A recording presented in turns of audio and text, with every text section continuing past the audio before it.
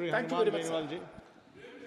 सभापति महोदय, सबसे पहले तो मैं आपको धन्यवाद दूंगा कि राष्ट्रपति महोदय के अभिभाषण पर आपने मुझे बोलने का अवसर दिया। पक्ष विपक्ष के बहुत से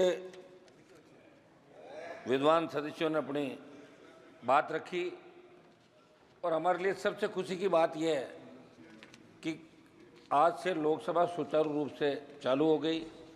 देश की जनता जब पार्लियामेंट चलती है तो देश का नौजवान, किसान, तमाम वर्ग ये उम्मीद करता है कि लोकसभा चलेगी और हमारे मुद्दे वहाँ उठाए जाएंगे, सरकार का ध्यान आकर्षित करेंगे और उनका समाधान होगा। सभापति महोदय, राष्ट्रपति का अभिभाषण जो हमने देखा, स्कूली बच्चों को जिस तरह कहानी सुनाया करते थे, इसमें मुझे कोई विजन नज़र नहीं आ रहा है। बस ये अभिभाषण के पक्ष में जो कसीदे पढ़े जा रहे थे, सही बोला। मेरे हिसाब से तो 2 बार आप सत्ता के अंदर रहे और 2 बार सत्ता में रहने के बाद तीसरी बार जब आपको आधा अधूरा जनादेश मिला और उसके बावजूद इस तरह का अभिभाषण होता, तो ये क्या आप इस अभिभाषण के अंदर जो आपके कई हारे हुए माननीय जो सांसद चुनाव हार गए, तो उन्होंने ये कहा था कि अग्निपथ योजना की वजह से हम चुनाव हारे। मेरे राजस्थान के अंदर भी 3 भारतीय जनता पार्टी के हारे उम्मीदवारों ने बात कही थी। सभापति महोदय, अग्निपथ जो इस अग्निपथ योजना, सुनो मेरी, आप पहले कृषि मंत्री जी पता करो पूरा। अग्निपथ योजना है, अग्निवीर उसके अंदर जाते हैं, उनको कहते हैं। तो अग्निपथ जो योजना है ये लेके आए और उसका विरोध हमने पहले दिन से किया।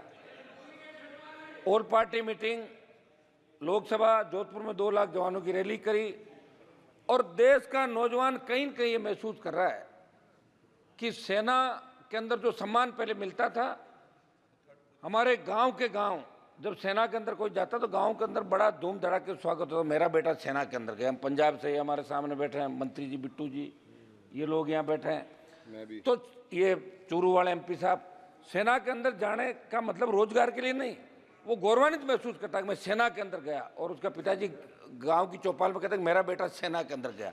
ये बड़ी बड़ी सादत 62, 65, 71 कारगिल की लड़ाइयों के अंदर हमारे नौजवानों ने दी। हरियाणा, पंजाब, उत्तर प्रदेश, राजस्थान और जितने अलग अलग रेजिमेंट जो हमारी बनी सेना के अंदर, वो रेजिमेंट का एक अलग नारा होता है और वो रेजिमेंट किस तरह लड़ाई लड़ती है। लेकिन इस अग्निवीर जो योजना, अग्निपथ योजना के अंदर अग्निवीर जो भर्ती किए और जिस तरह अग्निवीर को शहीद का दर्जा नहीं दिया जाता, अग्निवीर अगर लड़ते हुए शहीद हो जाता तो उसको शहीद सरकार नहीं मानती। जैसा रक्षा मंत्री जी कहते कि 1 करोड़ रुपए दे रहे हैं, तो 1 करोड़ रुपये कोई मायने नहीं रखता साहब। लोग वहाँ लड़ने के लिए 20,000 फीट ऊंची पहाड़ियों पर जाते हैं। हमारी सेना जो वर्ल्ड के अंदर सबसे मजबूत थल सेना के रूप में इंडियन सेना को माना गया। तो मेरी ये मांग रहेगी कि इस अग्निपथ जो योजना अग्निवीर है, इसको खत्म करके पूर्व की भांति सेना भर्ती रैलियाँ इस देश के अंदर कराई जाए, जिससे सेना का सम्मान लौटे और किसान के बेटे सेना के अंदर जाना चाहे। हमारे यहाँ सेना भर्ती रैलियाँ में लोग गए ही नहीं अग्निवीर वाली के अंदर, लोगों ने बहिष्कार कर दिया। इनके चूरू के अंदर बहिष्कार कर दिया, सीकर के अंदर कर दिया, हरियाणा के अंदर कर दिया। ये आपके आर्मी के हमारे बेटे MP साहब। तो हम चाहते हैं कि भारत का सम्मान कैसे बढ़े। हो सकता है चूक हो गई आप लोगों से, किसान आंदोलन में भी चूक हो गई थी, आप माने नहीं। 700 किसानों ने शहादत दी, उसके बाद आपने बिल वापस लिए, ये भी बड़ी चूक है। और अगर आप चाहते हो कि हरियाणा आपके हाथ से नहीं जाए, महाराष्ट्र आपके हाथ से नहीं, समय जाके समझ जाओ। अब की बार 237 पे आओ, अब की बार 130-35 पे आ जाओगे जब 5 साल चुनाव होगा। धीरे धीरे घट रहे हो। 400 पार का नारा दिया था, नहीं पहुंच पाए।